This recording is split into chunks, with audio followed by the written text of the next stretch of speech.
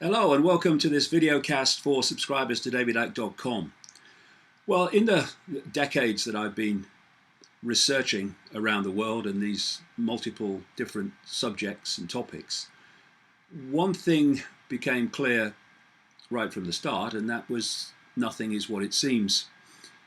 But the more you get into it, the more it goes much further than that. It's not just everything's not what it seems, it's that everything is inverted, or almost everything is inverted, in the sense that how something appears to be is the opposite of what it turns out to be.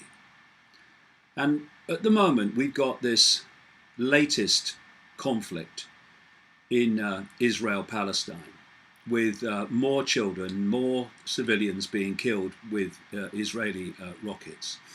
And the whole situation that we face is based on the claim that Israel is the ancient home for Jewish people, the Jewish people today, that God promised it to them, and it's their right to go into Palestine and just take it. In fact, this is what was said in the 1948 Declaration of the Establishment of the State of Israel. The land of Israel was the birthplace of the Jewish people. Here their spiritual, religious, and political identity was shaped. Here they first attained statehood, created cultural values of national and universal significance, and gave to the world the eternal book of books. Well, you know what I was saying a few minutes ago about everything being inverted?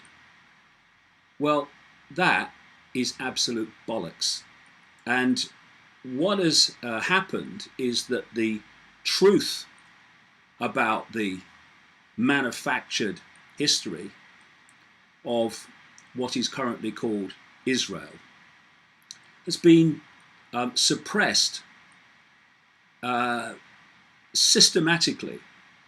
So the truth of the origins of the vast majority of Jewish people in the world and in Israel is able to be kept out of public knowledge. So a fake history to suit today's agenda could be put in its place. I've been writing about this for many, many years, and before the people go, yeah, it's anti-Semitic. Well, here's two books by two Jewish writers and researchers. This one's Arthur Koestler, The 13th Tribe, and this is The Invention of the Jewish People by Shlomo Sand, a professor of history at Tel Aviv University. And the story they both tell, with research to back it up, not least by Shlomo Sand, a professional historian, and what others have researched. I've researched it too, and the conclusions are all the same. What we call Jewish people today in Israel have absolutely no historic or genetic connection to the land they now call Israel, Palestine. It's an extraordinary story. It's an extraordinary hoax. And the origin of the overwhelming vast number of people called Jewish today and in Israel is that they came out of the area known as Sumer, Babylon, we now call Iraq, and they settled in a place called Khazaria.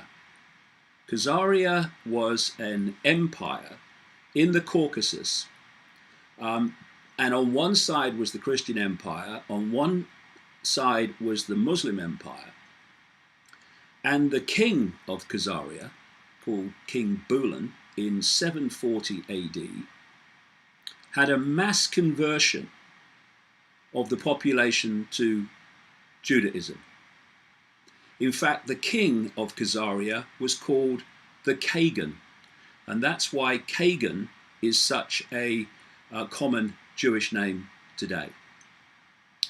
And people talk about certain Jewish genetic traits. They talk about the Jewish nose and things like that. And all different races have different traits. Well, that's actually not a trait of Israel. It's a trait of the Caucasus, because that's where it all came out of. And as the Khazaria Empire broke up, they moved up into northern Europe, or north into Europe, into Russia, Lithuania, Poland, and all these countries. And then eventually moved across into Germany. And these were the people known as Ashkenazi Jews that suffered under the Nazis and founded the state of Israel, and many moved to America. There was no, and there is no, historic connection of today's Jewish people to the land of Israel.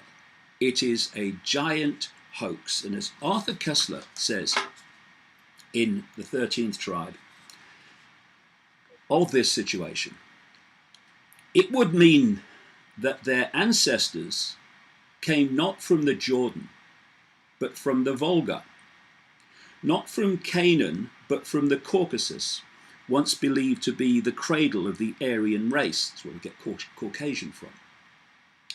And that genetically, Koestler says, they are more closely connected to the Hun, Uyghur, and Magyar tribes than to the seed of Abraham, Isaac, and Jacob. Should this turn out to be the case, and it is, then the term anti-Semitism would be void of any meaning based on a misapprehension shared by both the killers and their victims. The story of the Khazar Empire, as it slowly emerges from the past, begins to look like the most cruel hoax which history has ever perpetrated. And that's another thing, anti-Semitism. Semitism, Semitic, refers not to a race, but to a language group. And that language group does not include the Khazars. And in fact, the vast majority of the Semitic language group is from today's Arab countries and Arab peoples. See what I mean? Everything is inverted. And this story has such massive importance to understanding what is happening today, how we got to this state, and so much more about what's going on in the world. And that is what I'm going to explain and go into today.